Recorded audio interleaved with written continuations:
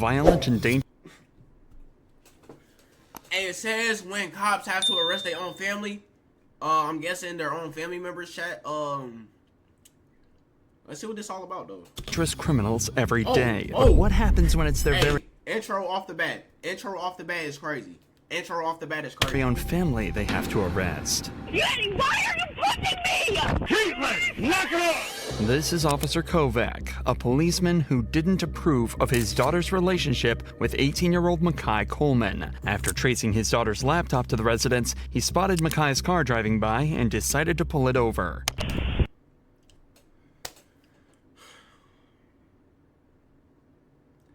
Bro don't want his daughter dating a black man. Let's wrap it up.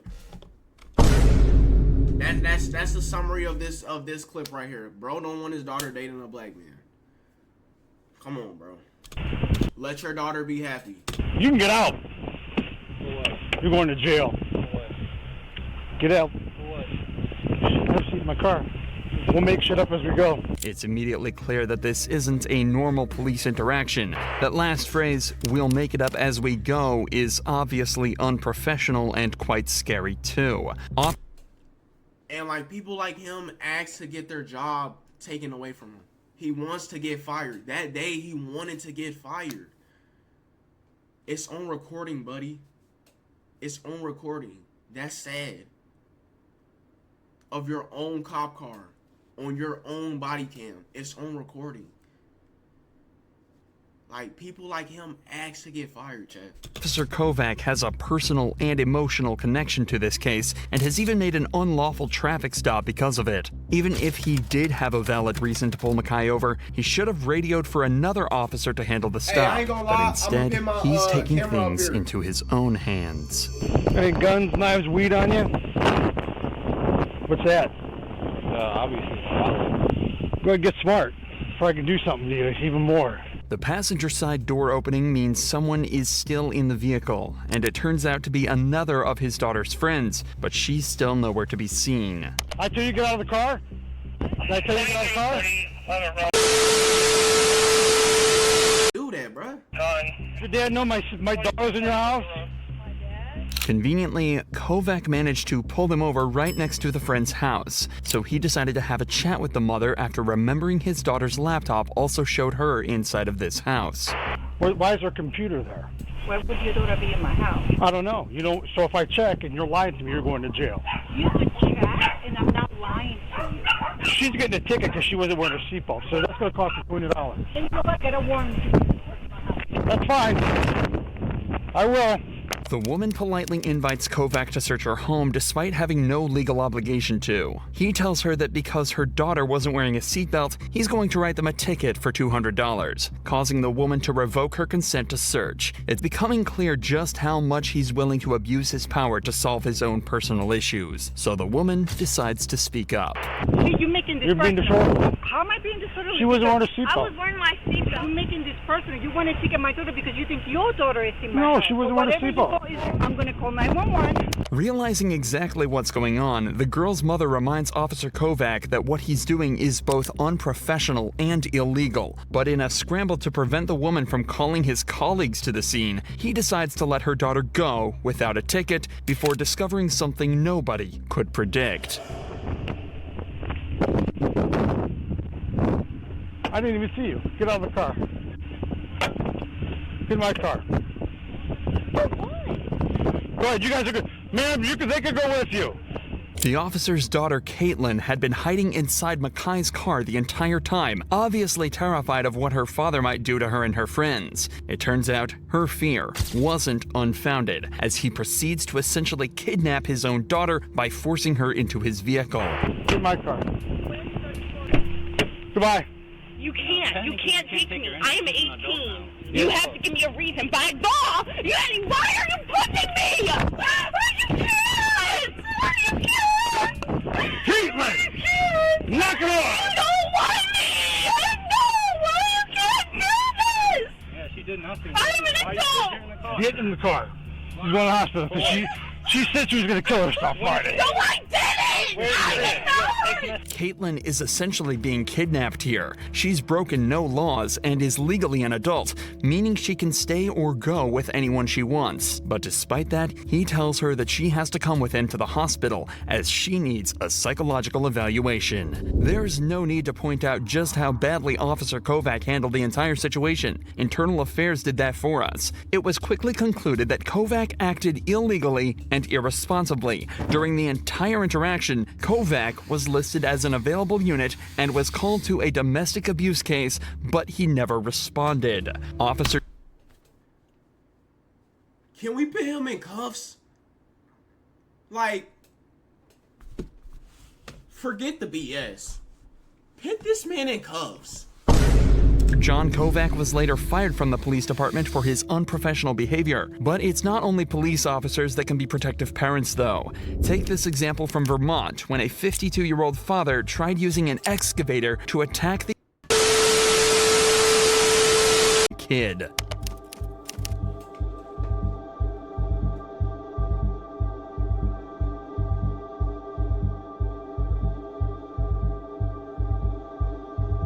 What you're watching is essentially two people threatening each other with deadly weapons. The cops are in an extremely tough position here. They have to keep control of the detained suspect while also talking down his father, all while in a life or death situation.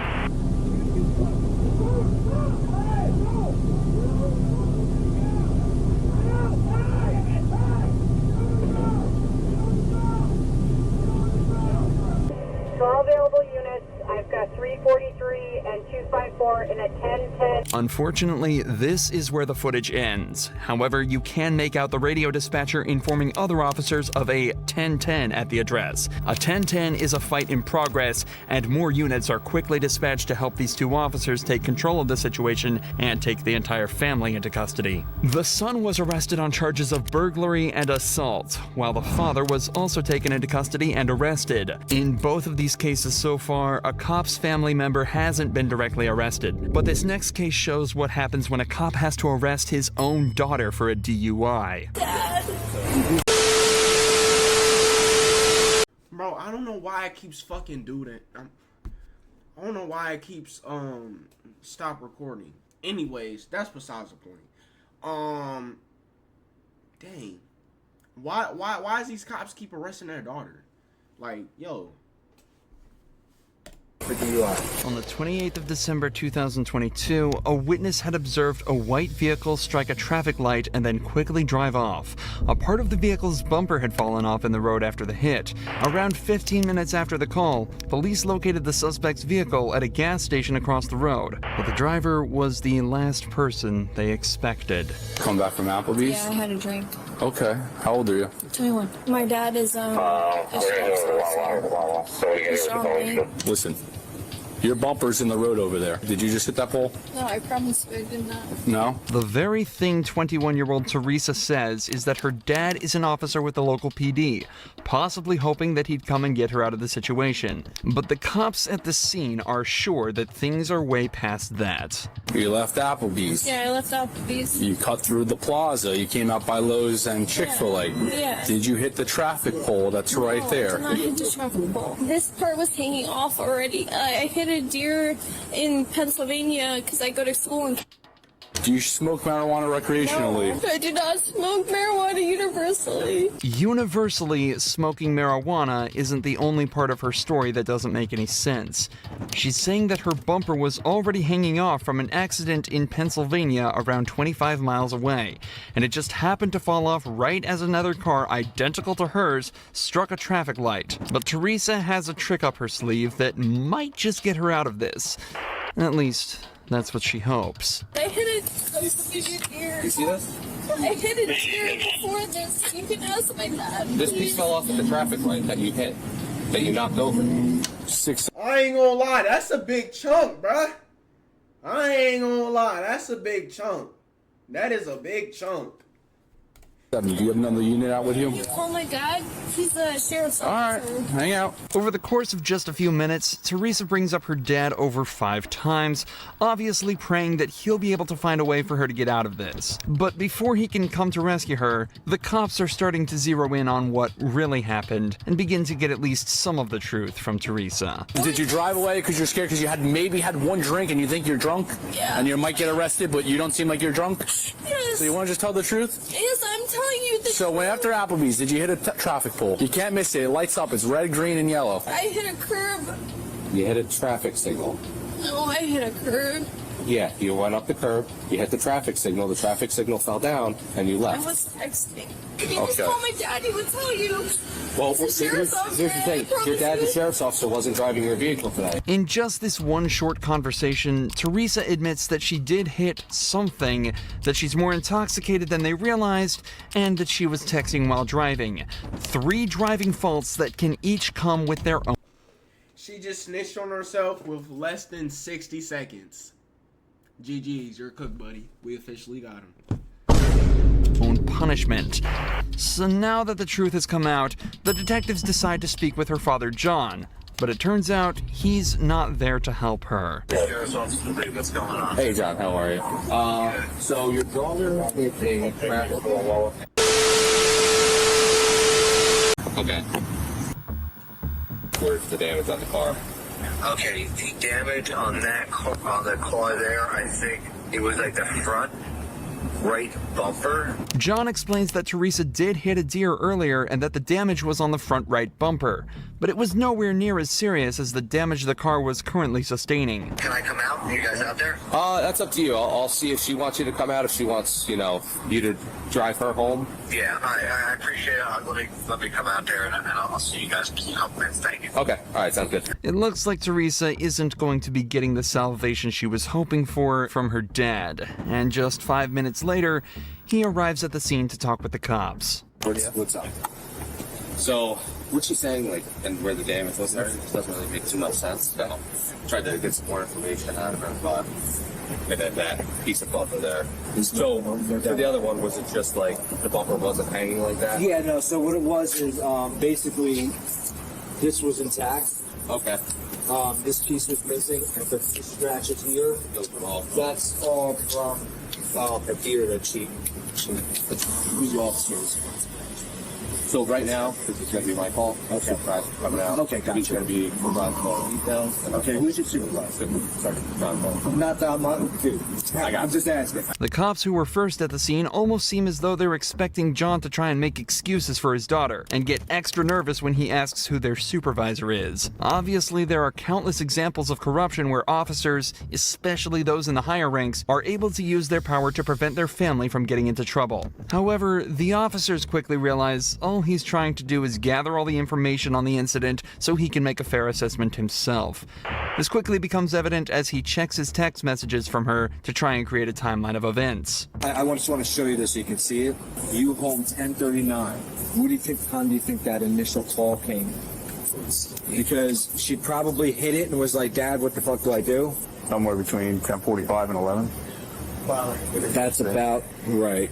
When we're talking to her, she wasn't telling us that she fell off. I mean, lying to she knows better. I'm a cop. She knows. She knows not to do that. Well, maybe she didn't even. Do you think she? I'm not.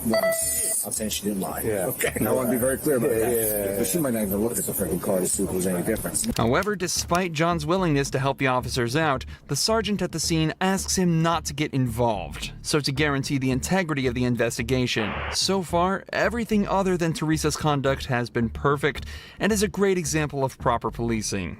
So, it's back to focusing on what Teresa had mentioned earlier. She says she'd only had one drink at Applebee's, but it's starting to seem as though she may be a little more drunk than they realized. Suspicions that were only confirmed after some field sobriety tests. And everything that happened today, right? I don't think that you were okay to take me out there from the vehicle. Dad! So, Dad! You got okay? Dad! Where's my dad? Oh, your dad's right over here. Dad. You do stop with this shit. Get in the car. Right, You're arrested for DUI. Go ahead. Have a seat. After being forced into the police vehicle by her own dad, Teresa was driven to the police station where her blood alcohol level was tested. It came back as 0.17%, over twice the legal limit. I don't know why it keeps doing that shit. Anyways, bro, I'm sorry, YouTube.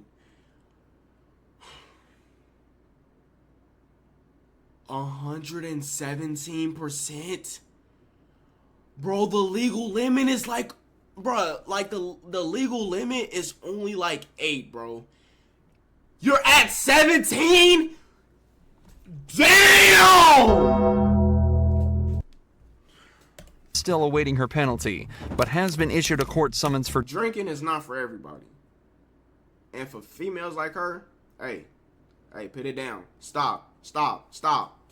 driving under the influence, reckless driving, and failure to report a car accident. Teresa's dad followed protocol perfectly, but what happens when instead of the dad being called to handle his daughter, it's the daughter who calls the cops on her own dad? Well, that's exactly what happened on the 24th of March 2023, when officers were called to a domestic violence case that turned out to be nothing like they expected. Oh.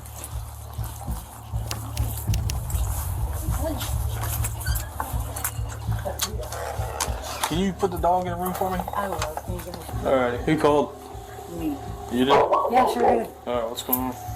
The woman who answered the door tells the police that she had an argument with her father where he threatened to punch her, and she just wants her parents to listen to her and take responsibility for the issues in her childhood. The responding officer immediately realizes he's in for a rough one. When did he threaten to punch you? You want to treat me the way he treated me? Hey!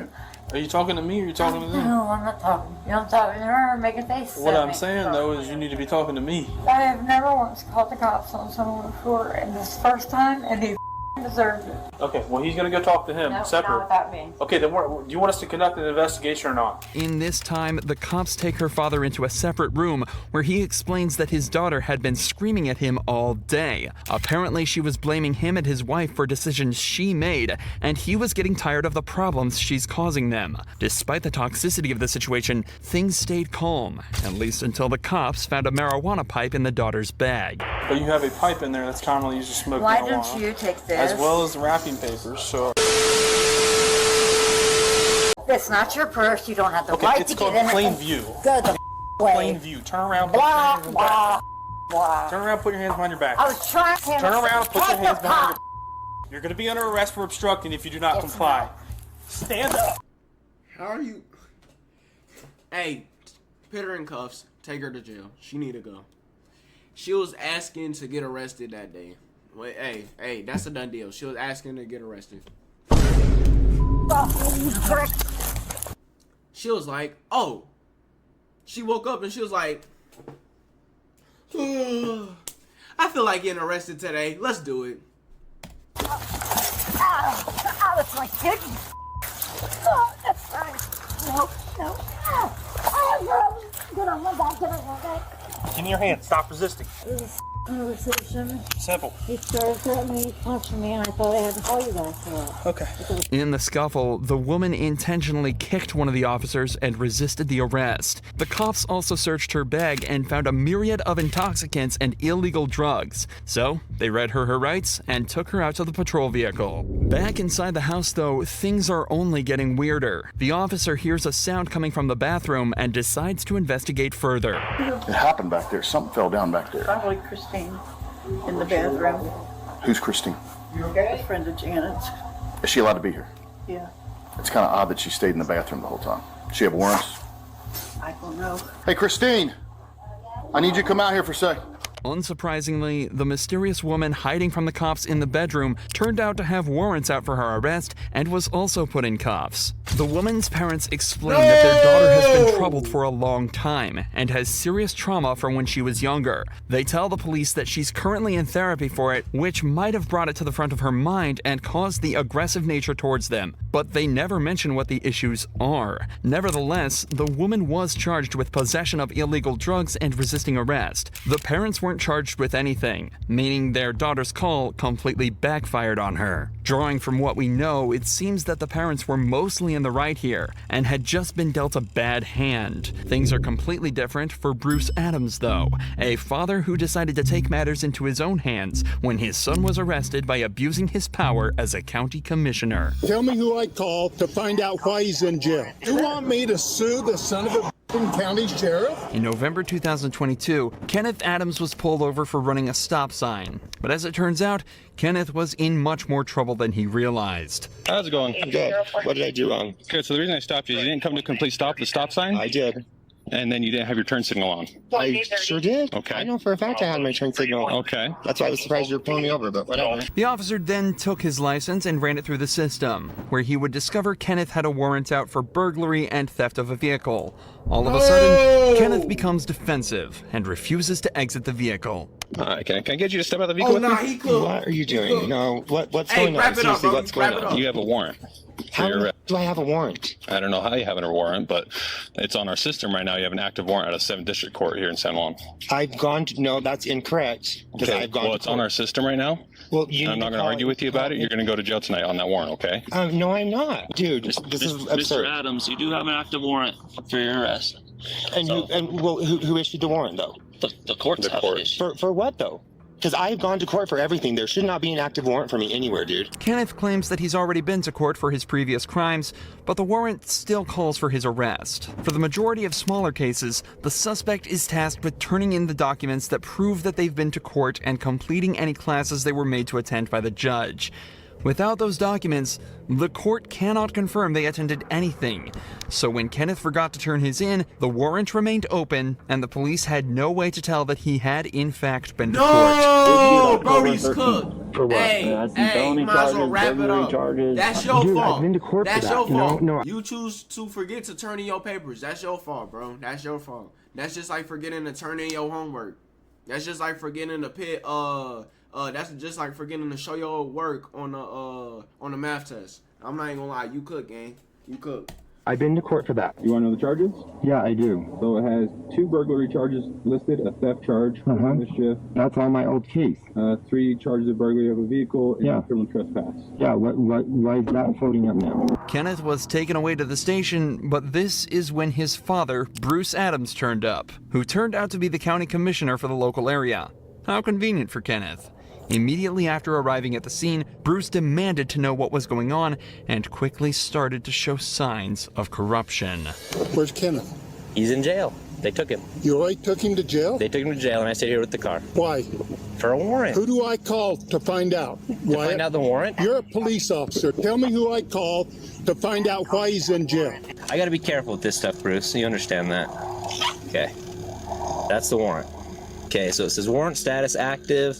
Offense, burglary, theft, criminal mischief, burglary of a vehicle, burglary of a vehicle, burglary of a vehicle. He's already been to court over that. You saw the warrant right there. I showed you a warrant. He's been charged with that, and he has a plea in abeyance on all of it. What do you want me to do? I want you to turn him loose. I can't turn him loose, Bruce.